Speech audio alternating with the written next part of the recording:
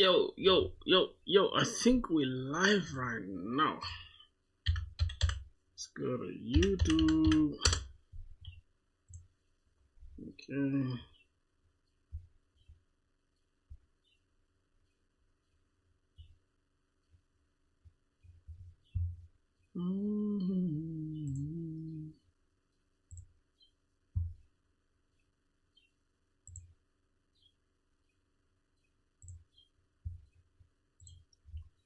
Yo, okay. Yeah, we good. Okay. Yeah, we're live.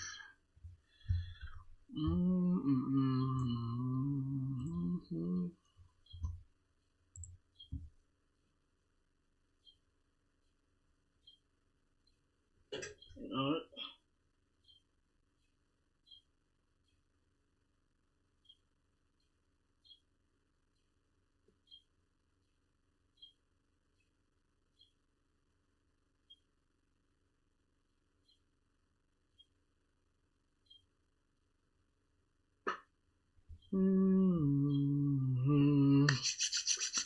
What's good, y'all?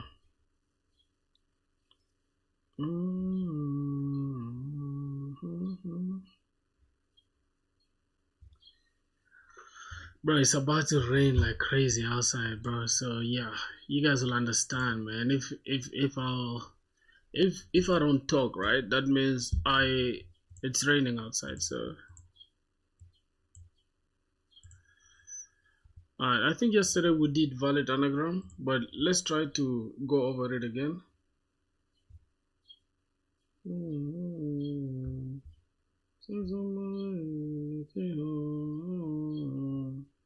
I'll be on my own.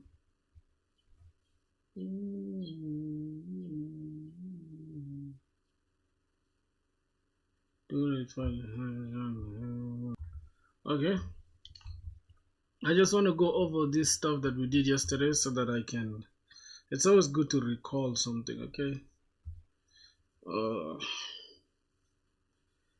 Alright, so valid anagrams yesterday we did it already. We made sure the length is the same. Hold on. Let me chart this.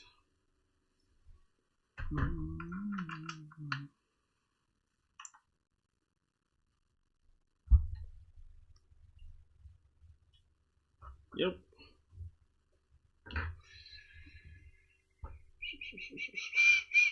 I think we're good now. We're good to go.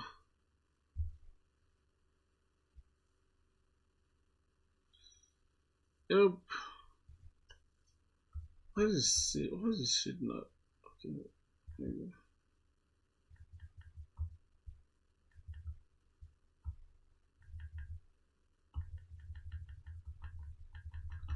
Bro, what's going on with this shit, bro?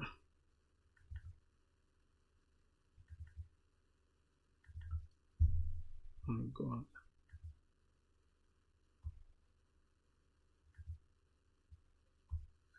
Okay, so let's not get straight into it. I'm just going to make a timer. Let's just make a timer real quick.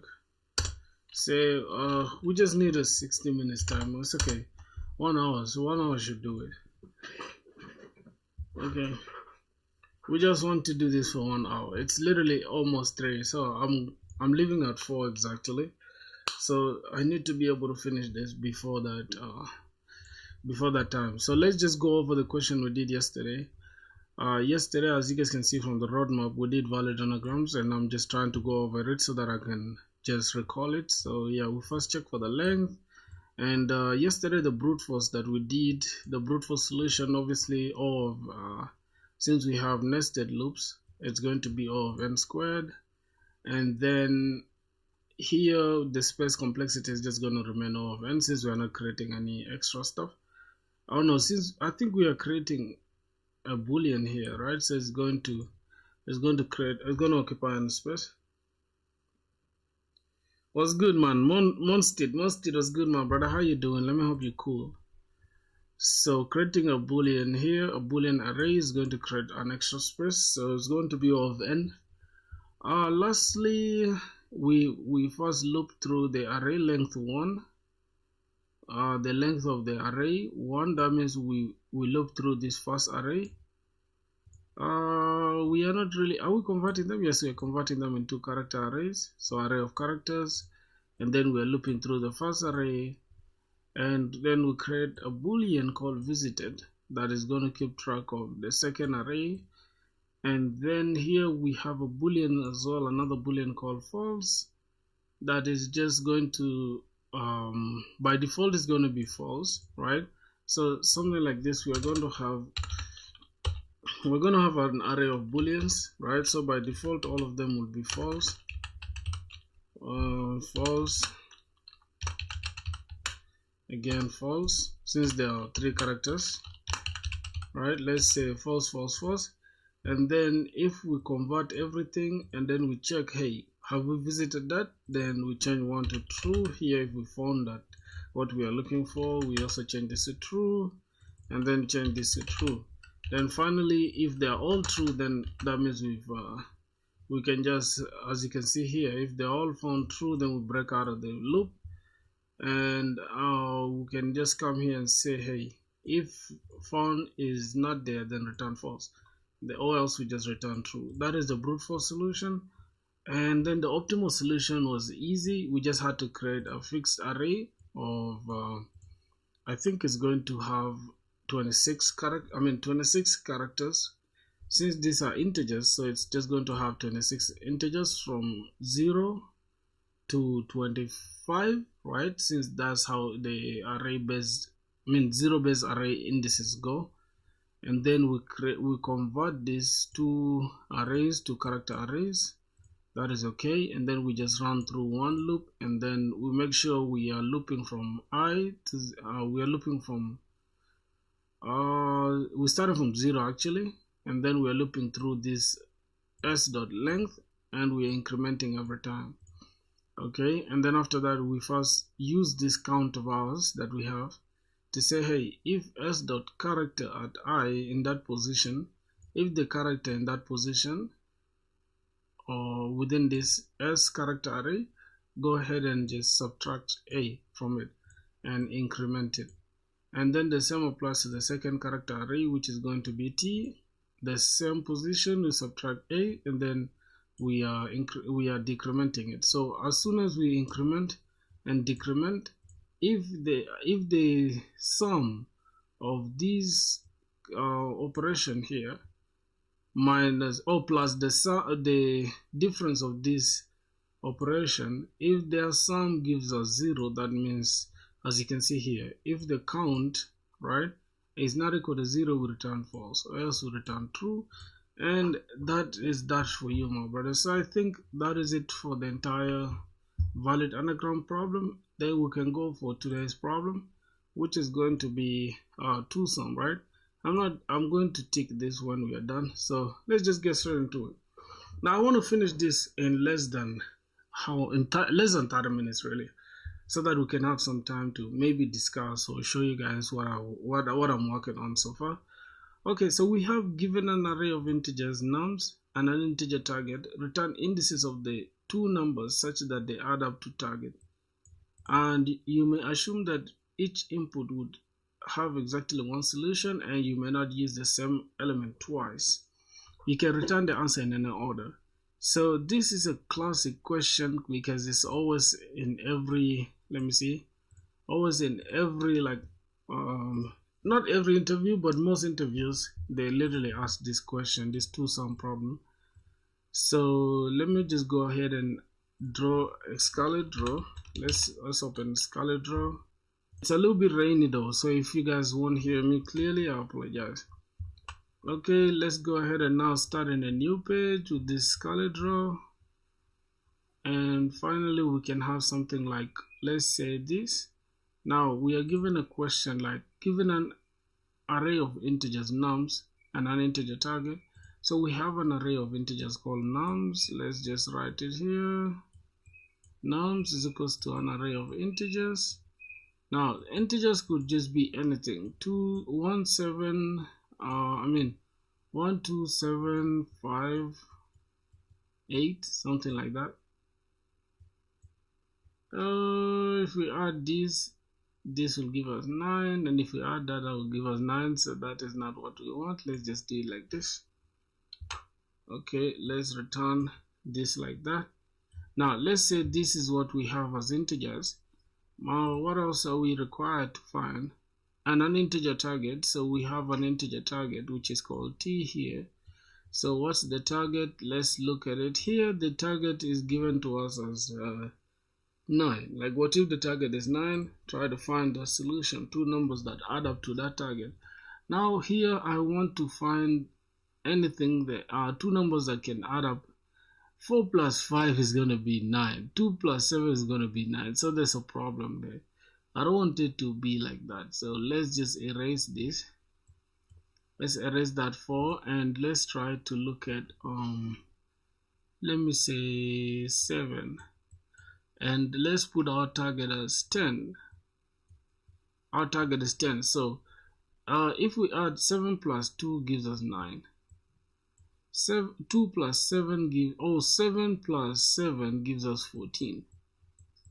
7 plus 5 gives us 12. Yep. And 7 plus 8 gives us 15, I think.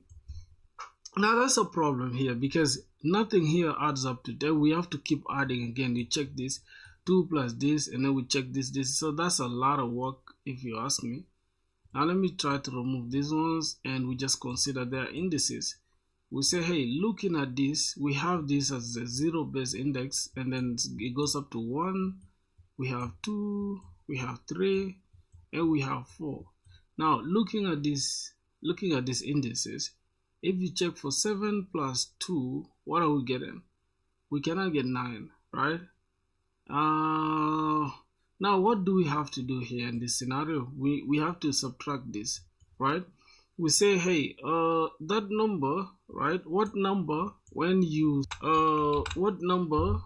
subtract, what number out of the target is almost like saying, let's say target is equals to num1 plus num2. Now let's try to make the target to be, num1 to be the subject. That means we have to say okay, let's try to use num2 actually. Num2, we make num2 the subject. We are going to have t minus num1. Now let's try to replace this with any numbers within here. We're going to have the target as 10. Let's try to remove, let's assume num1 is, let's pick the last one here, which is 8. Let's pick 8. So what is going to subtract from this target is this num1, so we're going to have 2. Therefore num2 is going to be 2, and num1 is going to be 8, right? So those are the two numbers we selected. As you can see, if we add up these two numbers, they should add up to a target. So that's definitely what we need to do. And that's the same thing we're going to do here with the code.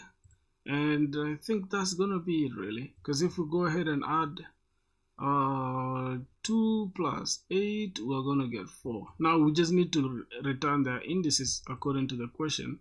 Return the indices of the two numbers. So we're going to have to return 0 here and 4. So the indices will now be 0 and 4. So those are the two indices that we need to return as our answer, right? So we're going to get 0 and 4, which is going to be 2 and 8 respectively.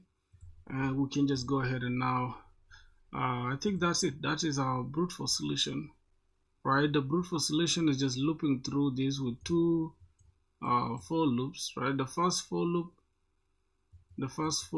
is going to handle, it's going to check for all the numbers, it's going to loop through all the numbers. The second for loop is going to loop from where the first loop stopped, but while we are taking the difference between the two numbers, and then we get the answer. Let's try to see with the code. Let's see if we can solve that brute force. Say brute force solution. Obviously the time complexity is not okay, which is since we are going to be using two for loops, so the time complexity is going to be O of n squared, and then the space complexity, we are not creating any extra array, so it's just going to remain O of 1, I think, if I'm not mistaken. O of n, since it depends on the input array, so let's just say space complexity, which is a space com, should be O of 1, I mean O of n initially. Then let's just try to solve it for this is Java. Int I is equals to 0, we start from 0, and then I is less than nums dot length. Where's G? Nums dot length, and then finally we can just say I decrement increment I every time, and basically that is that. And the second for loop now is what we're going to need. So for second for loop is going to say int j now, since we need two for loops, is going to start from where I stopped, which is I plus 1, and then we can make sure this is less than nums dot length, and finally we can just increment this every time. Now what else are we going to have here?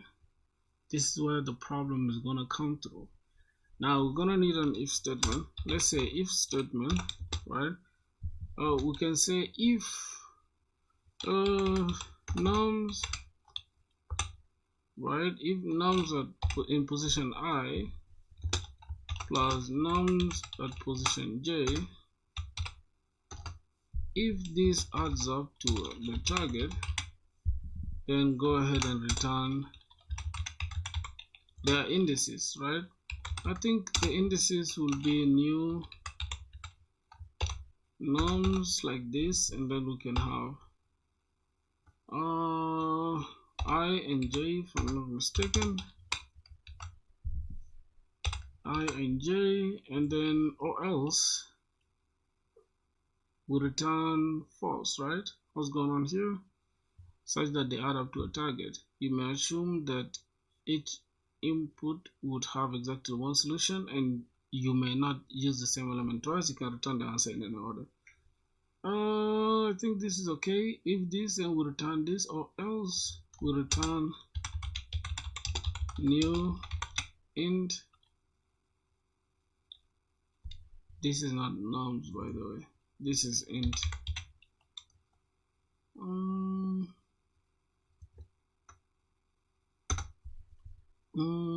This is going to return new integer, an array of integers. So this should be empty array, and basically we have a problem. Return. Okay, here we're returning these integers. Oh god.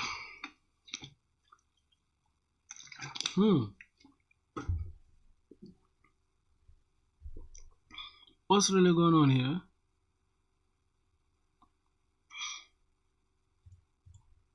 Return. Oh, this is going to be nums actually. Nums, and then int new. Oh, I think it should be like this. Hold on.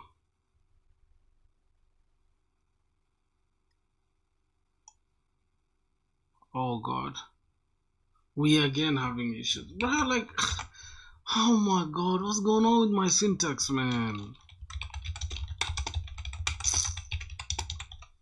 Oh my goodness, my syntax here.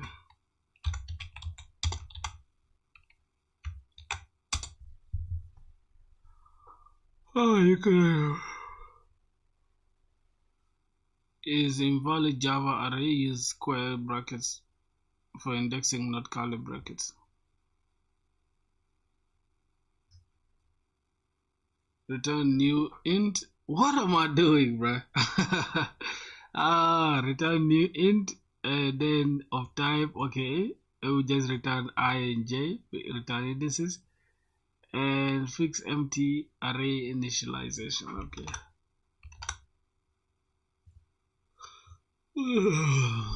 This is going to be a new int. This is an array, obviously. And let's do this. We are returning the indices, right? So the indices is going to be I and J.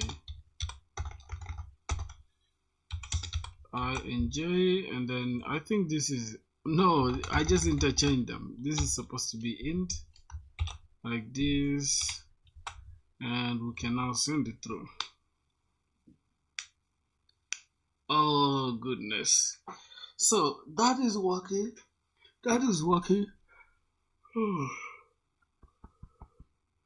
God, that is working for us. I think lastly, the last thing we have to worry about now is just optimizing it, because now we're using 2 for loops. We need to optimize it to be better than this. So now the only way we shall optimize it, optimal solution will be using, we need to use a hash map that is going to store the key value pairs.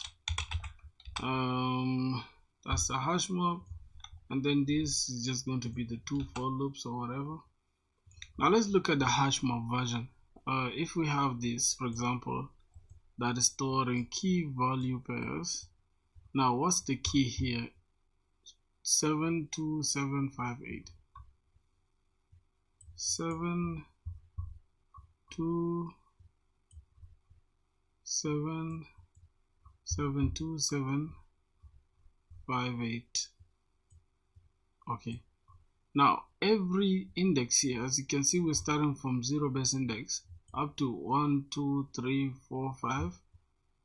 The length is 5. That means this is 4, and then this is 1, this is 2, and then this is 3. So now the key value pairs is like this, and our target is supposed to be, we say 10, right? Now which numbers here add up to this target to give us 10? That's what we have to do now. If we look at the first index, let's say 7. What number here do we subtract? If we subtract 10, if we subtract 10 minus 7, we get 3. Do we have 3 here? No. Okay, let's keep going. If we have 2, that means 10 minus 2 is going to be 8. Do we have 8 here? No. If we have 7, it's going to be 3. And do we have 3? No. Now the next one is obviously going to be 3. If we subtract 10 minus 3, we get 7. We have 7 here, but does any number here that we add, will it add up to 10? No. So that the variance is going to be 8. If we subtract 10 minus 8, it's going to give us 2. Do we have 2 here? Yes, we do have 2. So what are the indices? It's going to be 1 and 4. So basically that is it. 1 and 4. That is the solution. Okay, that should make sense.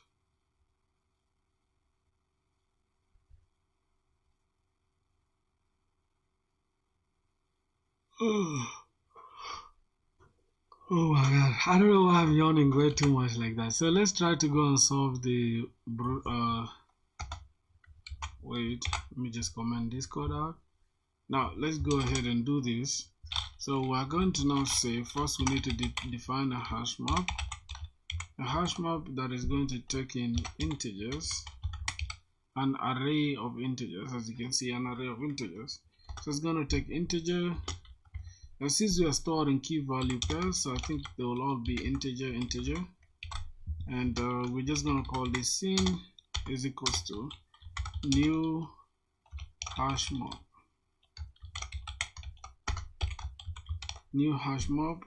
And we just close it off just like that. Now the next thing we have to do, I think we have to let me see, Yes. So we need one for loop. Is going to be a modified for loop. We're going to have int num. Within nums, if we just loop through nums like this with this modified for loop, then we need to also first define a difference, right? So we can say const difference is equals to the target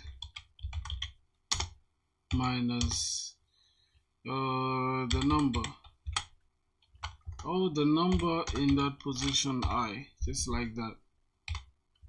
Okay, then now we can have a if statement to say, hey, if our nums dot contains key and that key is num, then we need to go ahead and try to solve it now. What are we doing here? If it contains that, we need to return the two indices, right? So new int, and we are going to return the indices, which is going to be I and j, or else we add it to our hash map, right? Let me see. If nums dot contains num, return a new instance of the array.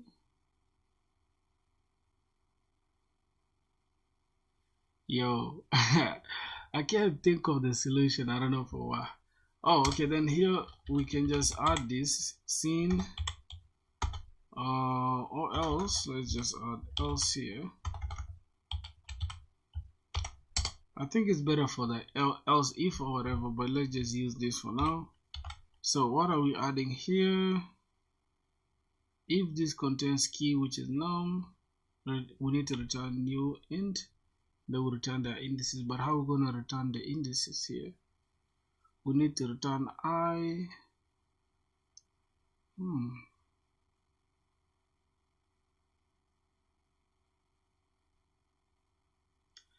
Oh, I don't know, bro. I'm thinking deep like about the solution, but I can't seem to find it in my brain. So let's say scene.add. We need to add that num, but for some reason I don't think we have returned this. Let's see what's going on here.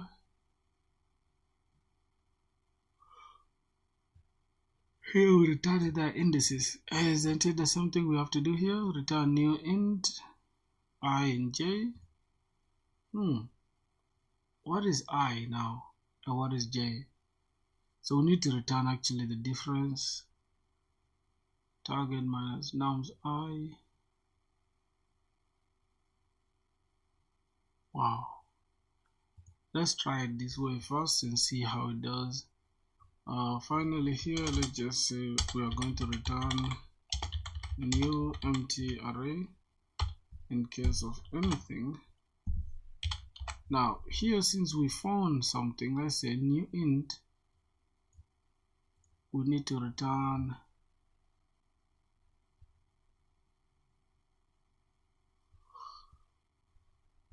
oh Jesus Christ. Here we need to return, let's say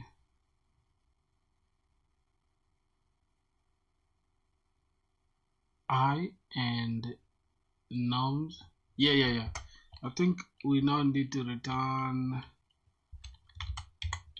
scene.get, and then we get the num.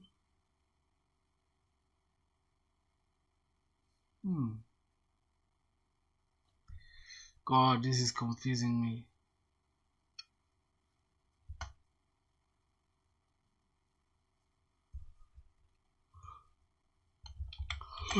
This is confusing me, bro, and I'm yawning, so I'm just gonna say help me out here. Why did I get stuck, bro?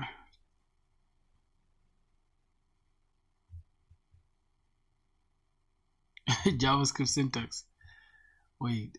Oh, in complement or difference is equals to target minus nums I. Okay, scene.contains key complement return. Okay, scene.get complement and return I. scene dot put nums I within the I and then store the current numbers index. So that was it. My only problem was here and how I'm implementing it here. So this should be dot scene dot get. We need to get the complement and then put that I, that means the pair that add up to a target, and then scene dot put nums inside I there. Okay, so we're going to have nums that contains num, not num again. This is actually supposed to be the complement or the difference, so let's just call it complement. I don't know if this is even the correct spelling of complement. Complementary numbers, I mean angles or whatever. Okay, that is fine. Now let's use this here, and here we have to say go ahead and give us map, which is scene, right? Scene dot get. Now we need to get the complement. Scene dot get complement, and then you add I to it, and then here we say scene dot put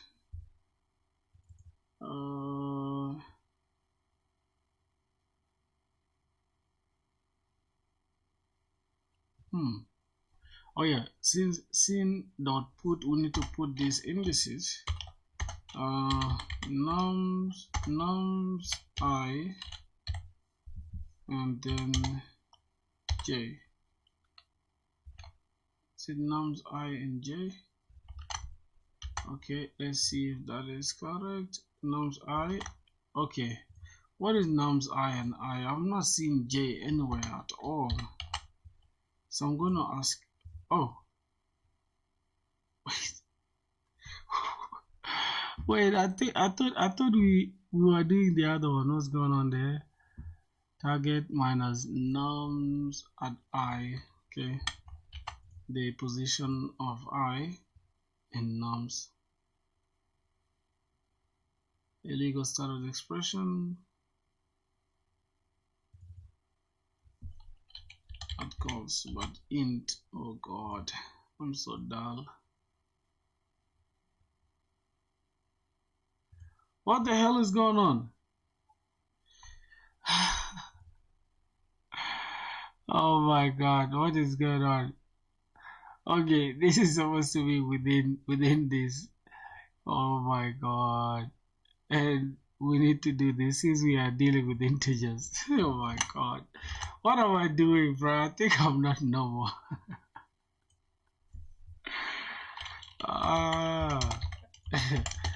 Is equals to 0 as I is less than nums.length, and I we increment it over time. Okay.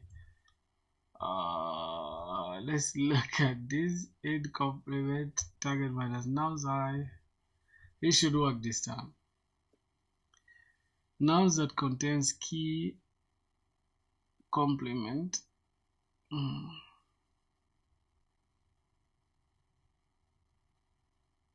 Now what's the issue again here? Let's try to understand it.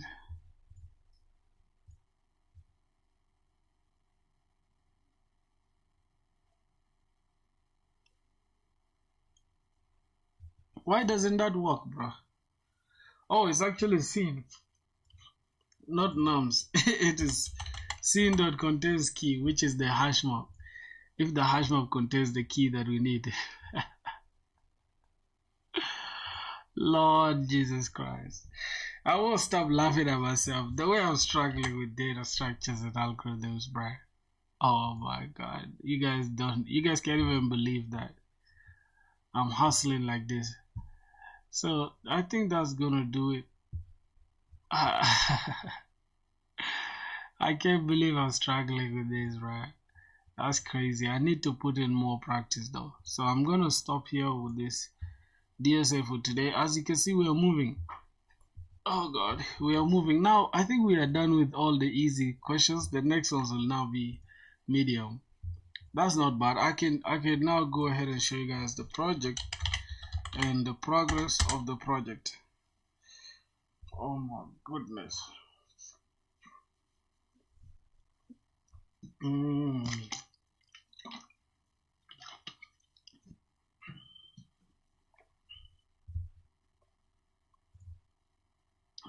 Oh my god. So this is the project that we are building. We are planning to build an e-commerce store. Now this is the entire backend. We have this pom.xml. We have Docker Compose YAML. Let me have a look at the YAML. Okay, the YAML looks clean. Let me go to this src main Java. If we look at resources for a second and we go to application or properties, you see that everything is hidden. Yes, everything is hidden, which is nice, by the way, if you ask me. Okay, let's go to our controllers and then we can start with the user controller. I just added something small, by the way, boys. Like, I don't know, I don't think you guys can see this entire screen, but let me just open the entire project so that I can show you guys. Oh my goodness, let's go.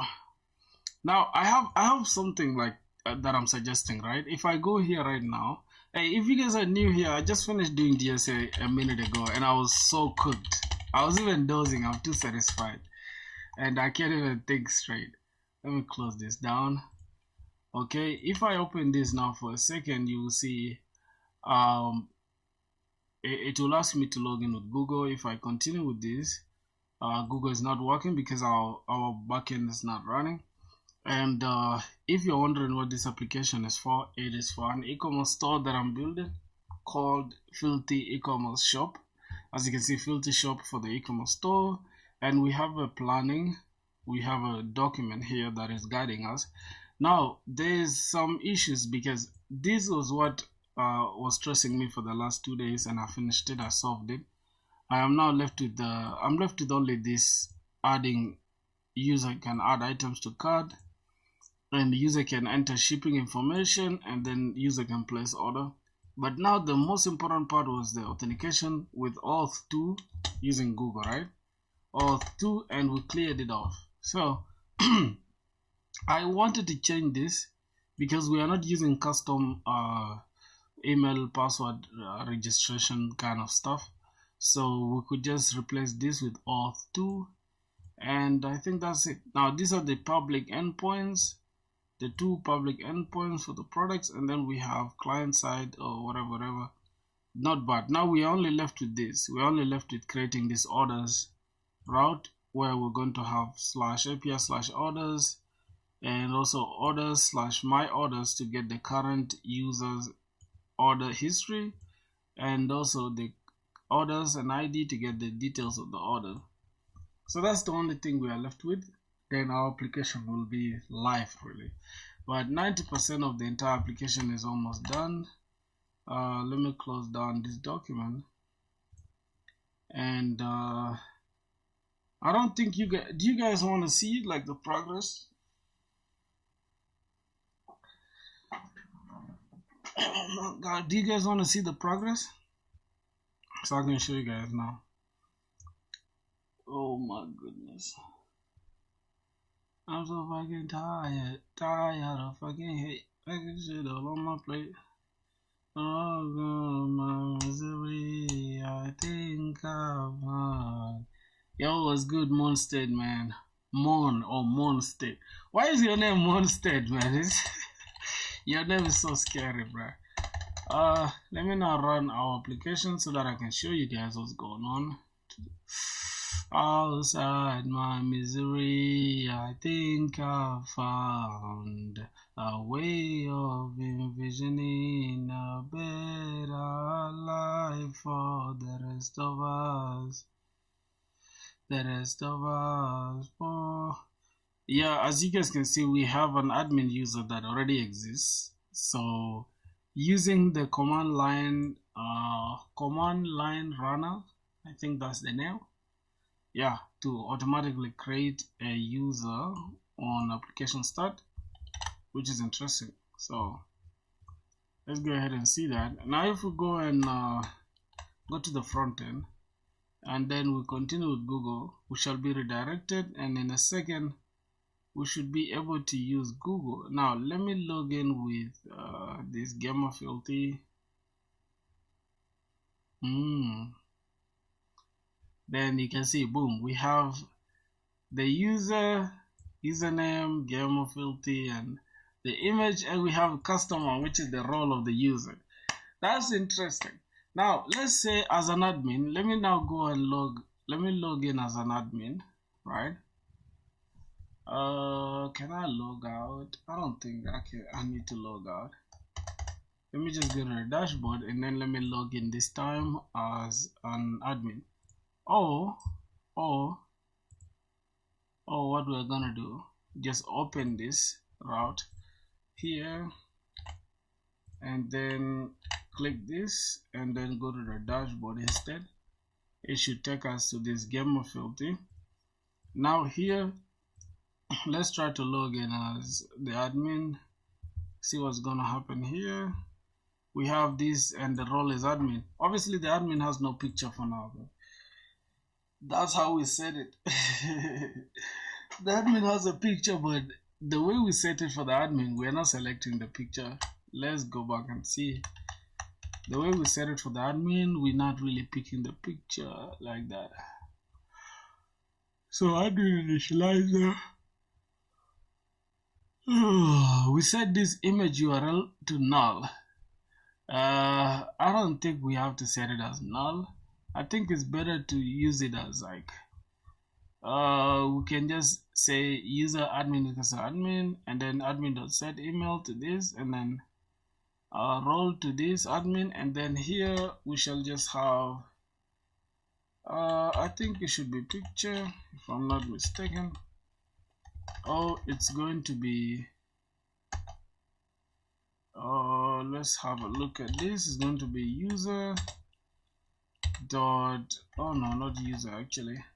I think by default it should remain null by default, right? If I'm not mistaken. The way we are creating this user, let's have a look and see. First we are checking if we have the admin email. If it exists, then we just say admin user already exists, then we also add the email of the user or the admin. Later we can remove these logs, like later after. Yeah, thank you. We are moving like crazy, bro, if you're paying attention. So yeah, this is I think the way we're setting the URL, the image URL, has a problem. Let me have a look at this and then see what's going on and how we are setting it. So here we are collecting these attributes from Google, and then we are setting the ID as sub, the way it's required by Google, and then we are taking in the email and we are grabbing the name and the image URL. So that's what we're doing here. We are getting the image URL. Now here we first search out in our database. If that user exists, then go ahead and you can easily update the content and then save the existing user. Or else, if there's no existing user, then we create a new user entity, and it's going to take in new user.get .set Google to the Google ID, name as well as role and all that stuff. So I don't know why the admin initializer is not including the image there.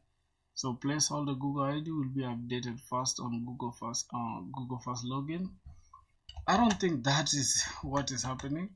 So let's try to go back here and let's refresh this. Let's go back and then let's try to log in with now our Google again. See how it does. For some reason we still can't obtain the image of the admin. It's not important right now, but I don't know why there should be a bug, because if we refresh this, it's going to show us also an admin here. Now let's open this in incognito. Can we open it in, how do we open the incognito page here? how do I, okay, this is a new incognito window, and let's go to HTTP 3000, and let's try to log in as a regular user. Oh god, that's like an insane amount of work, bruh. I hate that. I hate when I have to do this crazy amount of work. Okay.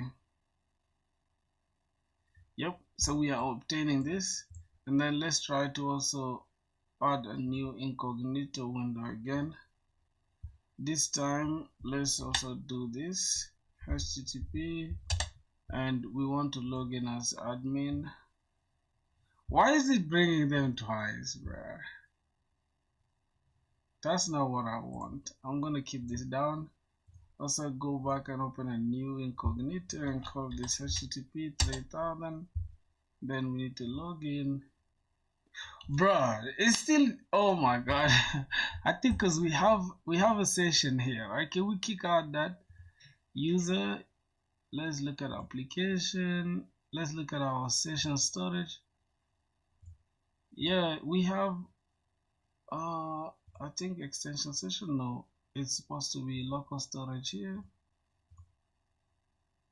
Wait, for some reason we have a session that I am not aware about. I don't know how. How is that even possible? Alright, not bad. Let's try to log out here. Go back, go to HTTP. Let's call this logout. Alright, let's log out. And our users logged out. Now let's try to again say HTTP 3000 localhost, and let's log in. Oh my god, it's still just, I think we still have a, how do I delete that, by the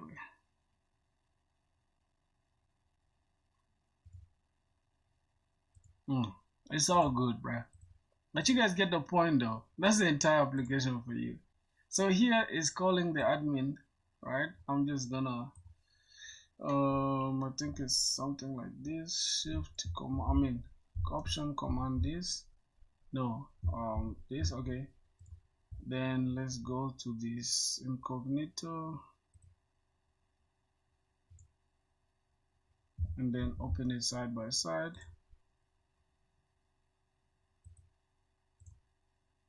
Alright, so now we have the first here. This is logging in as an admin, and here logging in as a regular user.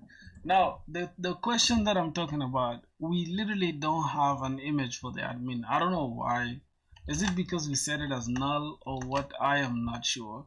So what I'm going to do, I'm going to try to remove it from here and see what happens. Let's restart this application and let's see what is going to happen.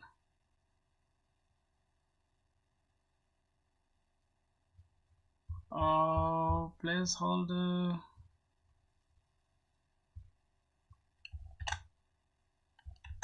Okay, now let's run this again.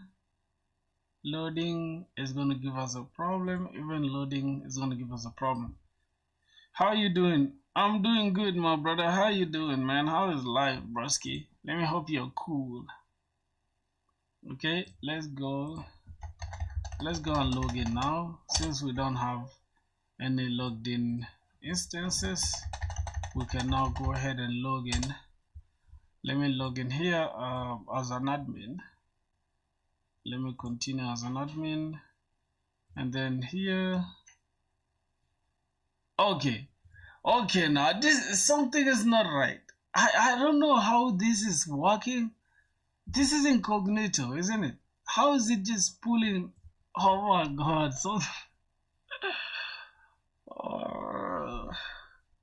I don't know how this is working, but god damn.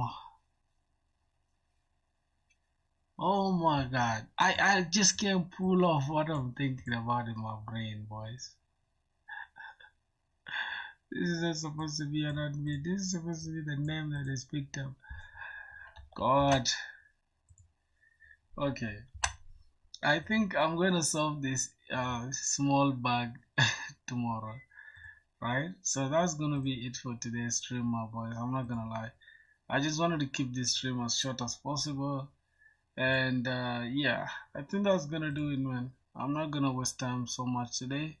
I have somewhere to go like at around 4 p.m. So let me just go and prepare myself for it. And yeah, I think we can just wait for like maybe 10 minutes so you can just make it as 1 hour. So in the process, we can keep trying to diagnose these issues to see what's really going on. Wow. Okay, we have a placeholder. Will be updated when admin logs in via Google. The user is supposed to, I mean the admin is supposed to log in via Google, but for some reason we have placeholder content. Now that is not supposed to work like that. Let me try to open my other application. Let's go to recent projects. Okay. Let me open, I think it's the filter blog if I'm not mistaken. Yep, filter blog, and we had created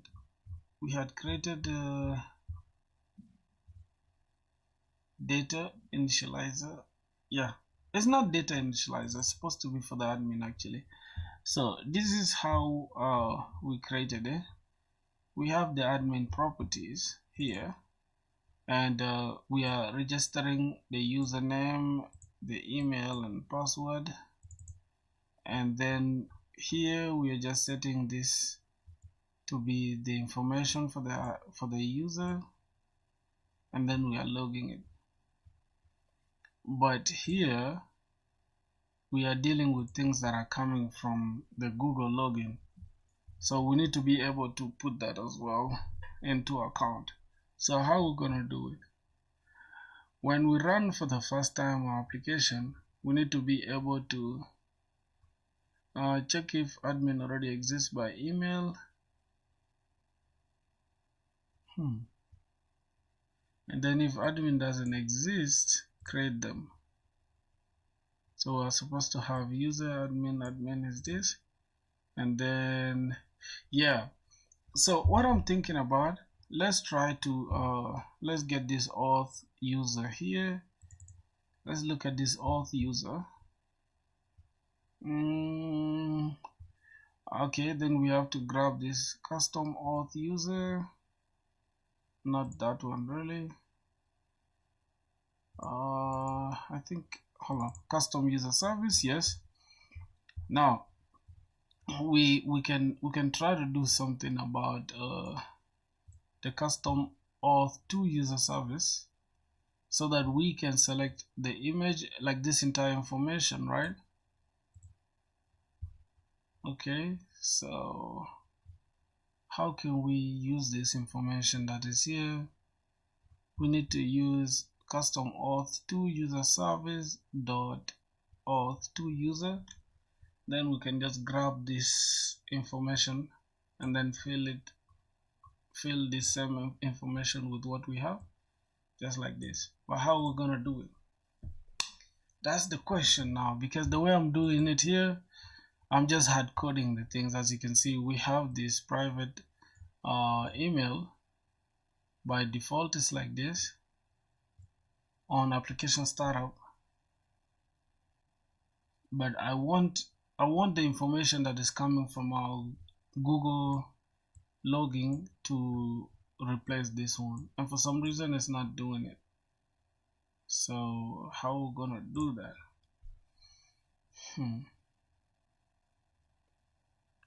Now let's try to look at this, and let's try to create this map. We're gonna get a string and an object. Then this is gonna be the attributes from Google. Now wait, we need to import this. Do we need to import that?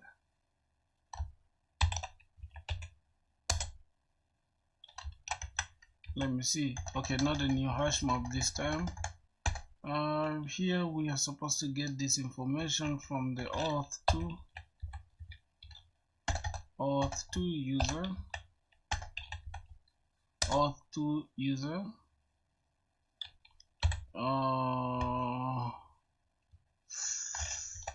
this is the auth2 user. For some reason we cannot do that. Let's go to the custom auth and see what's really going on. Okay, here this is what we are getting from this Google, and then we need to get these attributes from Google. So basically we have this auth2 super load the user on request and then pick the attributes. Ooh. So boys, I need to know how can we use this custom class. How can we inject it here and then we can use it within the admin initializer? Can we inject it just like this other stuff, like this, for example, private final custom auth2 user service as custom auth2 user service, and then we can try to say, for example, we can say user admin is equals a new user, but we are setting this though, so we are supposed to set this to like auth2. Let's say auth2, we can say auth2 user as auth2 user is equals to custom auth2 user service dot I don't think this is going to work. I don't think this is going to work. Oh my god. Okay boys, just give me a second, I'm going to try to fix this. Let's use this auth2 user, but still we can't do anything with it. Okay, now this is where the big dog should come in, right? Let's try to ask AI, say, hey, how can we get this shit working together? Say, how can we connect this auth2 user to work to wire the attributes of the admin user on login? Why sunglasses though? It is this light, bro. I have some insane bright light in front of me and I can't walk without my my sunglasses. This is not sunglasses, bro. I can't walk without this for real. Hey, vibe coder, vibe developer. I'm not a vibe developer. What are you talking about, bro? Is somebody okay in the chat?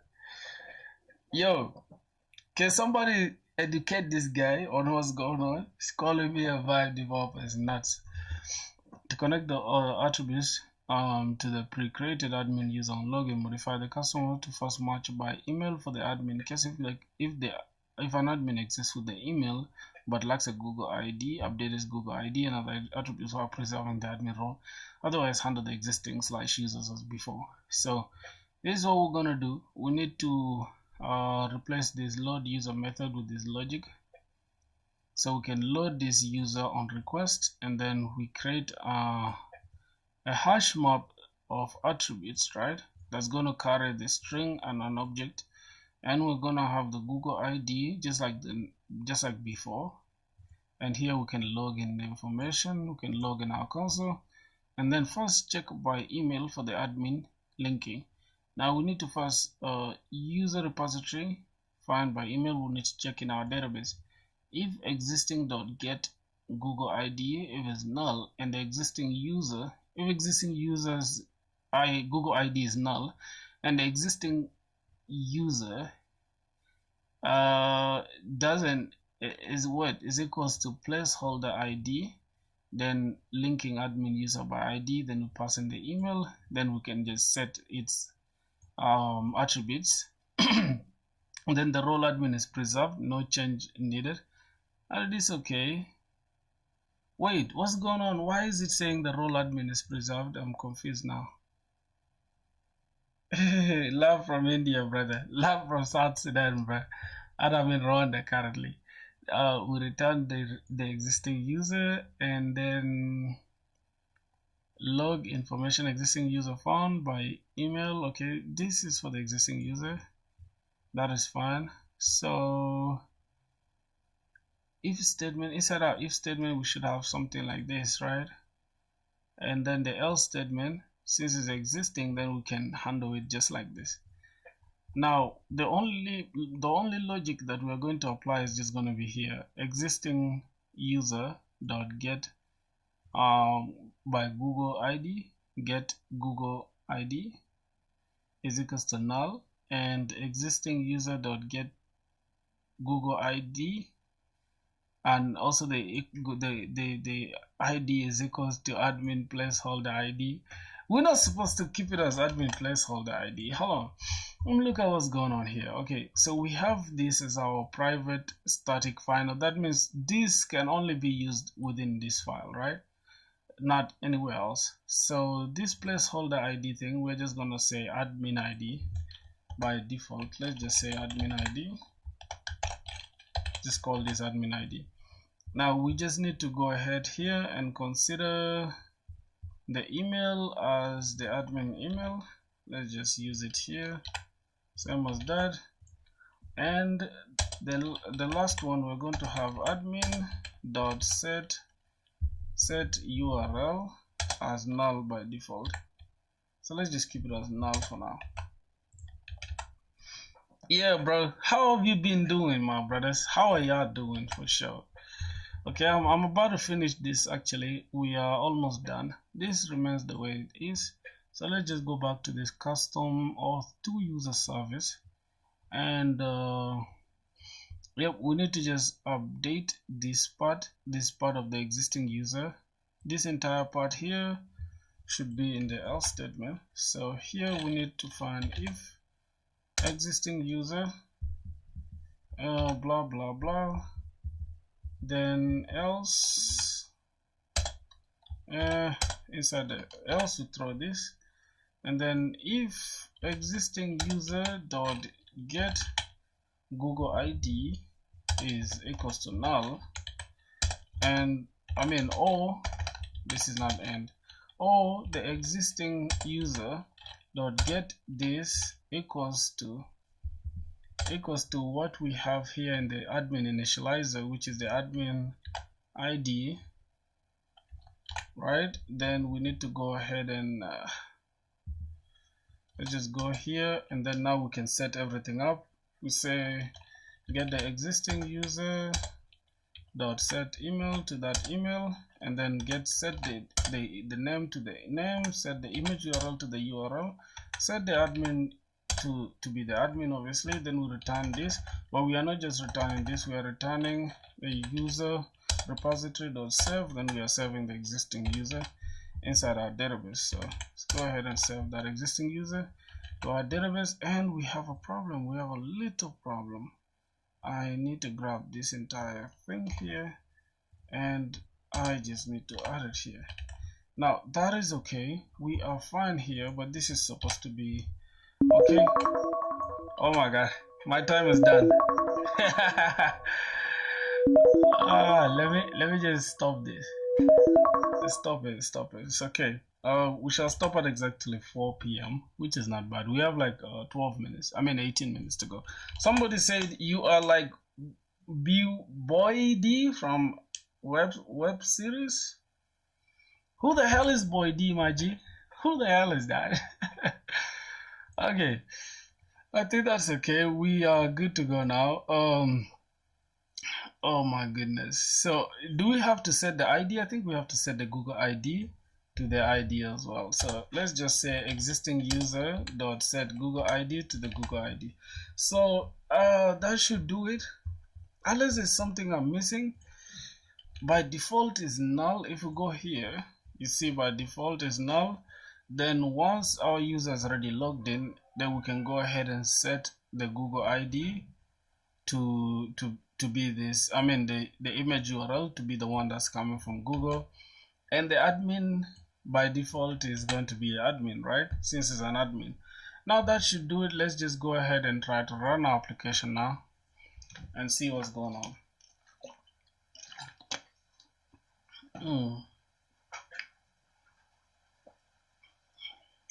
Okay, user already exists. Now what I'm going to do, I'm going to take down this. Boys, it's almost raining, bro. It's literally raining right now. Yeah, so it's going crazy. We have to do this very fast because I want to stop at 4 p.m. Okay, let's go.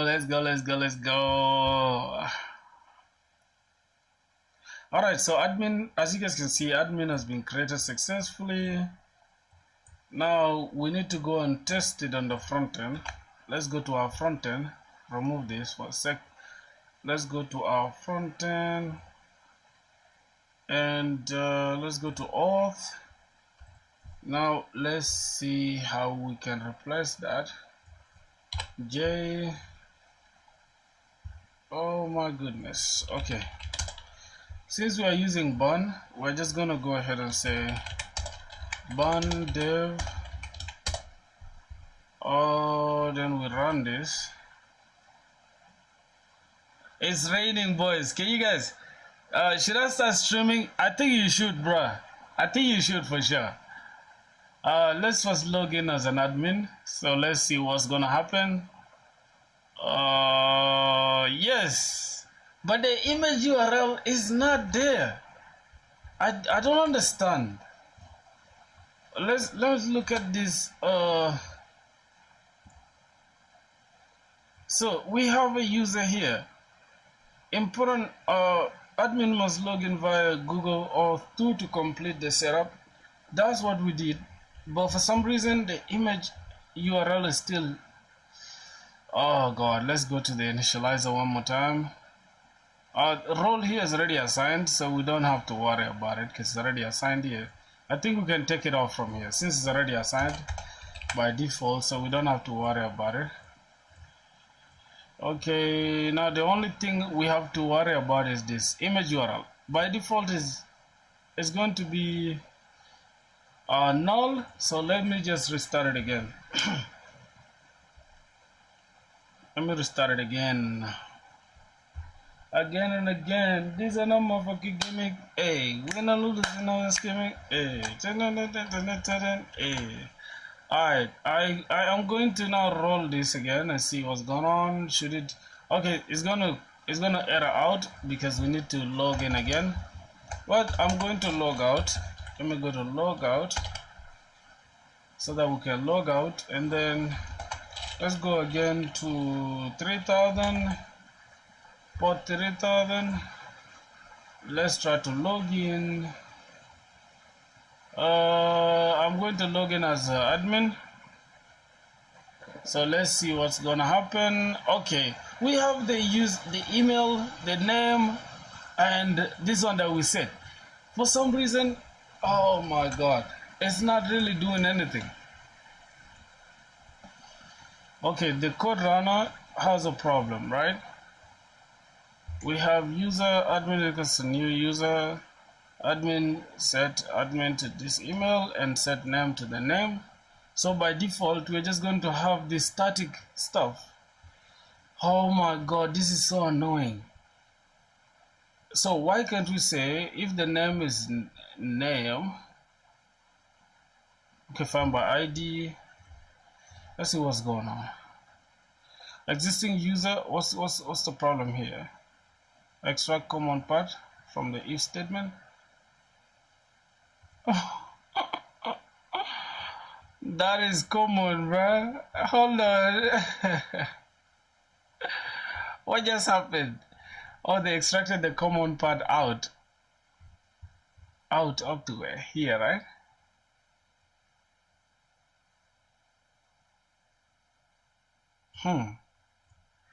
No, let's leave it the way it was, right?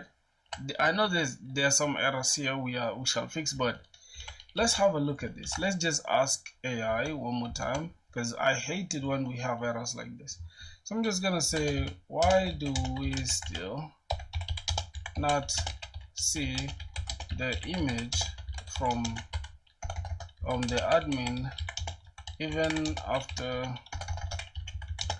logging in with Google. Oh god, I can't type with Google from the oh my god, bro, on the front end I cannot type, bro. Okay, so now let's go back to the admin initializer. Let's grab this admin initializer and let's see why it's not working. Oh my god, somebody called me a vibe developer because I don't want to stress my brain. Boy, I'm not a vibe developer, man. The admin image doesn't display because explicitly says this image is null when creating a placeholder admin user, and this null value persists in the database until the Google first login updates via this. Your root creates the admin record on startup with image URL null. Only updates URL from Google's picture attribute if the user already exists and matches specific conditions. Okay, triggers the update branch correctly, but if the admin logs in before the database fully commits, or if there's a transaction timing issue, the null persists. Frontend fetches.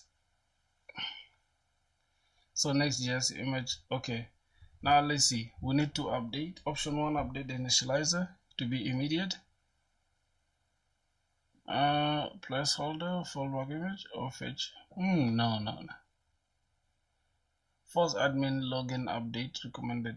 Delete admin record. Delete from. Okay, we need to delete this record where email is equals to this. Restart the app. Create placeholder admin. Login with this via Google frontend, and then this real Google ID and sets the real Google URL. Even the name though, because prevention, null safety in the frontend. If image URL is not equal to null, then we're gonna have the image like this, or else we're gonna have some problems.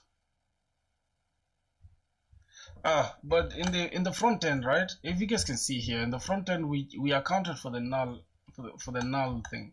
So if it's null, let it be null as well. Okay, so we have a few problems we need to take care of. So what I'm gonna do right now, there's a problem.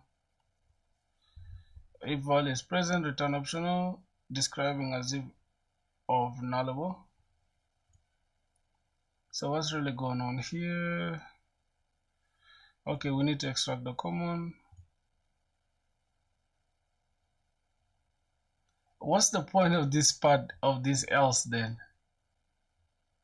Existing user found. What's the point of that? I feel like there's no point of this else statement, bro. We're just gonna have this if. Now let's just stop it one more time and then let's go to our terminal and let's say docker compose down v. Right, let's delete the entire volume, then we can start it back up again. Let's start the entire application again. Oh god, these are no motherfucking gimmick, gimmick. Yeah. Okay, so now admin user not found, creating admin. That is it. We don't have an admin, so we'll go ahead and create admin. Now this admin has been created successfully, and this is the email that we are creating. Now we need to log in with the admin from the front end. So I need to go to the front end here and then go first of all to log out. Not really log out, but the first login. So let's go here and let's continue logging in with the admin. And let's see what's gonna happen. Oh my goodness. We've logged in, bruh, and it hasn't done anything at all. Like nothing. Okay. Oh god. This is annoying me now, if you ask me. Let's go. Okay, it's not really doing anything for us, dog. This is oh my god. Okay, now let's try to log in with another email that is not that. Let's log in. You see, we are going to get everything that we need, right? We're getting the role correctly, we're getting the image correctly, we're getting the email and the username. But for some reason, only maybe it's not fetching. Nah, it's yo, IK Miles was good, bro. You don't know, bro. I'm pissed here, dog. How you doing, my G? Maybe it's not fetching. I don't know. I really have no idea if it's not fetching or not. So this is our front end. Let's see. This is the correct URL for our backend that we are grabbing this thing with, right? Now here we have the image. It's supporting null. Let's try to make it so it doesn't support null. And let's just go ahead and kill this, and then we can run it again. See how it does. Okay, and let's try to, first of all, if we try to just go to the dashboard now without logging in, I think it will work, right? Yes, it will work because we still have the session. Now that's cool and all that. Now let's try to log out, and we try to access this route again. Then let's try to again access that route / dashboard. Let's try to access the dashboard and see what's going to happen. It's still going to allow us to do that. So that means we need to create a logout. Say we need to create a logout endpoint. Let's go to our user real quick, user profile. Let's try to create a logout session. Then that is just going to redirect us. Matter of fact, we're not even supposed to do anything here with this, because the entire thing is handled by Google. So we can just grab this, let me say handle Google logout. Let's say cons handle Google. I think this is handle login, right? Let me wait. Let me go to the front end. Here we have handle login. I just need to copy this, and within the dashboard itself, we're just gonna have a little button called logout, and we're just gonna have the opposite of this, right? The opposite of handle login, we're just gonna have handle Google logout, and this is just going to give us the logout / logout, and then we can just jump here. Then we can have a button that's just going to handle the logout. Now let's see how it's going to handle everything. We have a button, login, and let's click this. No static resource. Okay, there's a problem there actually. There's a problem. That's not how we handle logout, especially for this here. So let's grab this, and then let's go for the authorization. Let's go here.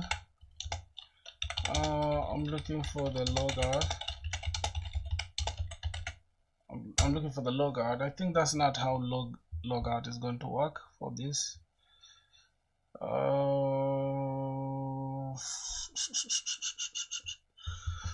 You know what's funny is that developers, they use Stack Overflow stuff, all that. Now this is what's happening. You can see this AI is literally searching through everything, Stack Overflows, Google, everything. So it's just making your work easier. You understand? So yeah, for some reason this is still delaying, bro. I don't know what's going on. Why would it take forever like that? Okay, it's searching for it now.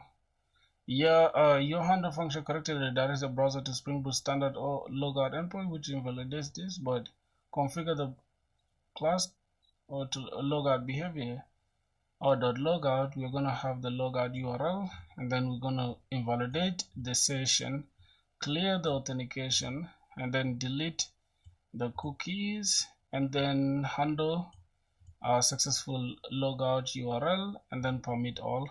I think that is it. Now we're just going to pick this, and we are going to take it to our web security, and we're going to look at this authentication here. Just before the login, after the login here, we're just going to have this. Now let's look at that logout. How is it handling the logout? Ooh, just here. Hopefully it's not okay within the auth tool, right? Because if you press this, you see we have dot logout, and we are handling logout this way, right?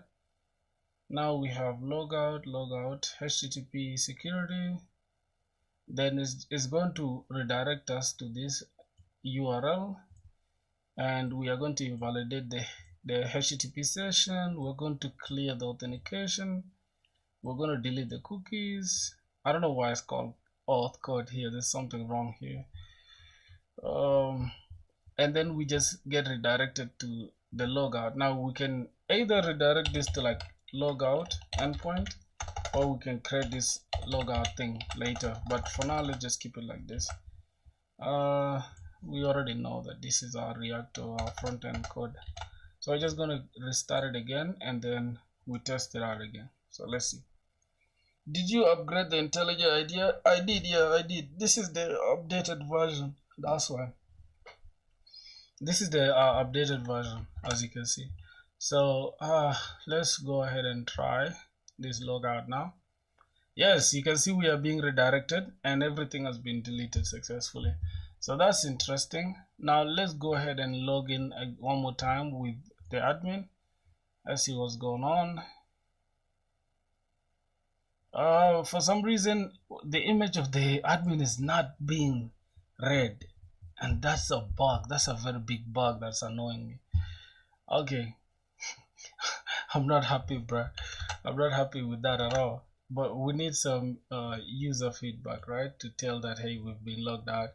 That one we can add it later, but for now let's just make sure we have the authentication flow working. Let's log in as a normal user. Normal user is showing everything. We can log out, but for some reason the admin has a problem. So let's go back and try to read through everything now. I'm going to remove this, leave the initializer the way it is. Okay, we are running this when the application starts. Oh God. Google ID. So this is supposed to be replaced when we log in with the admin, but for some reason it is not being accounted for. So I don't know how we are going to really do this. I don't know how we are going to do this, boys. I don't know how we are going to do this, and this is kind of annoying me if you ask me. Oh God. So the only way to solve this problem is by dissecting the entire thing. Let me remove this and user profile. Okay, let's say I want to now upgrade I want to upgrade this user. What's his name? Gamer Filthy. I want to make him an admin. Let's see how it's going to do. Let me just grab this and let me log in as the admin, right? And then let me now try to go and hit this update this user, which is Gamer Filthy, right? I logged out, so it's not gonna consider it. Then let me just open a new incognito window, and let's say http. Let's try to log in, and let's log in as Gamer Filthy. Okay. All right, let's see.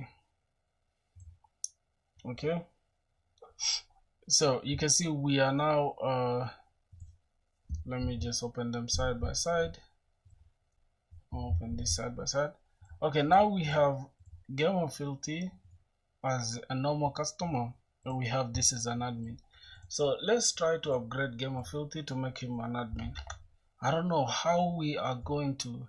We have this user becomes a seller. No, we need a user to become an admin. So we make sure we have a role of an admin, then we can easily update this. So that is it. Now we need a button that is going to oh my goodness. So let's try to add this ID there so we can know. Let's go to the front end, and within here let's try to add the ID as well. Let's say ID ID is going to be a string.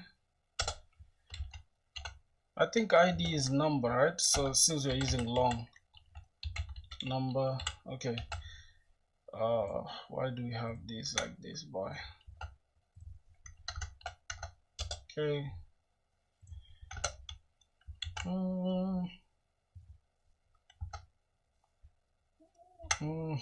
Okay, so now we have that ID. Let's try to display that ID on the front end. Let's go here within there. Let's try to display that ID. Okay, let's display this ID just right in front of the name here. Hello, this is gonna have p tag, and let's say user dot ID, and this dot ID. Now let's just go back and see if it's going to display. Yep, so as you can see, we have on both sides, we have 1 and 2. So let's try to upgrade this current ID, which is 2. Let's try to make that person an admin. Let's see what is going to happen after that.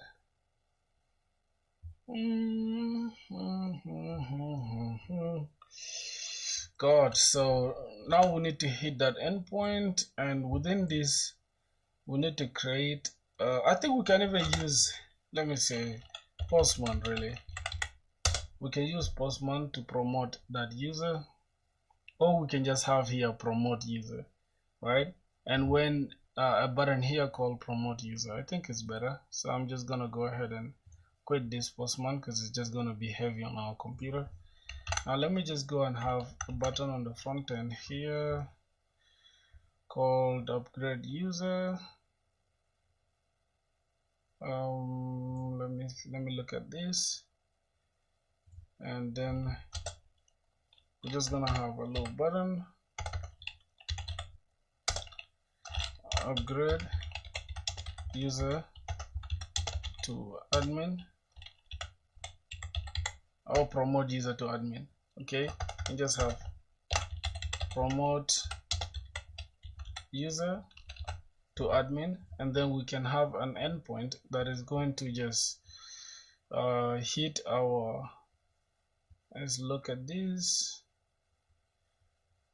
I think for this one, since it's just going to be a patch request, we're going to have it just like this. Okay, we can have it like this, but this time we're going to say fetch, we are just going to say update user, promote user, and it's going to go to this /me /promote, but we also need an ID. If we come here and look at this, we're going to say user ID, we want to update the role, /me become a seller, but this one we need to update the role, so we need the user ID, and then we select the role. So we are going to say go ahead and it's /users API /users/user ID, and then we add the role as well. So we're going to have /users/user ID, which is going to be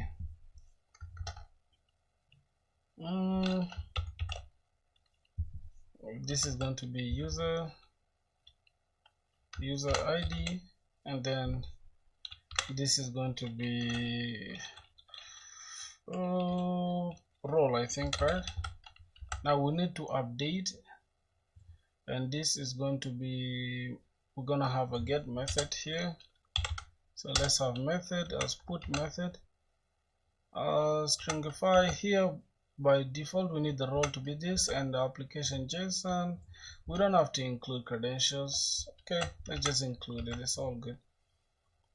Credentials, what else? Let's change this from promote user, and then here we can just let me say user.id, I don't think this is going to work, boys, but let's try it out. Let's try it out for sure. So say here on click, we need to wait. What are we really doing here? Boys, are we not confusing ourselves?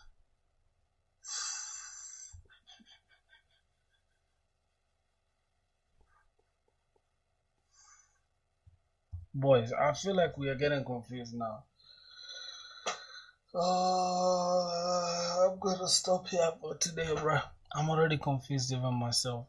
So let's just go and remove this entire BS that we added.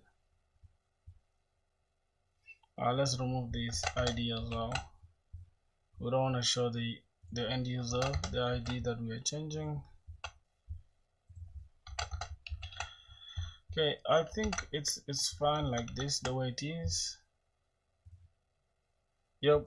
So tomorrow, bro, we shall just come and finish this.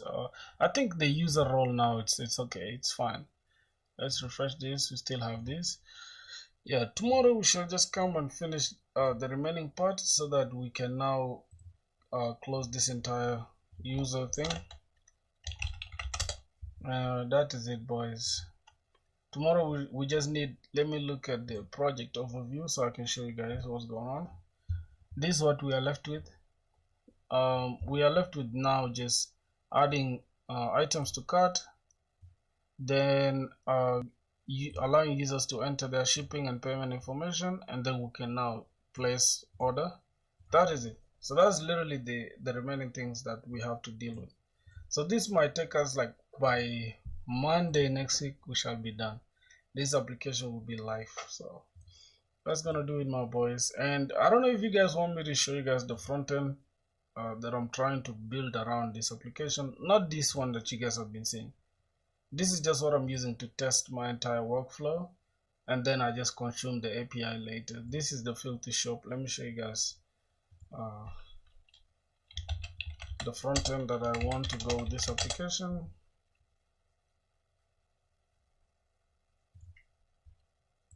Yep, so that's the front end that is gonna go with the application, my boys. My god, things are falling, bro. You guys can see, look how clean that UI is, dog. Stop playing. See how clean this UI is. So this is the front end that we're going to go with. This you can shop now, it takes you to /products, and that is it. Like, this is literally what we're going to be having in the front end. We can sort with the price, the maximum price, with the name, high to low, lighting, kitchen. Yep, so that's what we're gonna be doing, like literally when we finish everything. So this is the cart, continue shopping. You can add things to cart as well. You can add things to cart, and boom, you can see we can proceed to checkout and all that. So that's something we're going to be using when we finish the entire backend. So that's literally it, my boys. I'm gonna stop here for today, and any changes that we made, we've already pushed it to our GitHub. So if I show you right now, we are going crazy, my brothers. I'm gonna go to profile. Yep, as you guys can see, bro, we're going crazy. I think I've been skipping some days, right? But at least today I uploaded something. I think yesterday I did. The other day I did. Oh, I wasn't skipping that much. It's all good. So boys, that's gonna do it for today's stream, bro. Let's call it a day, my brothers. Let me stop the stream now. 1 hour and 30 minutes, not bad.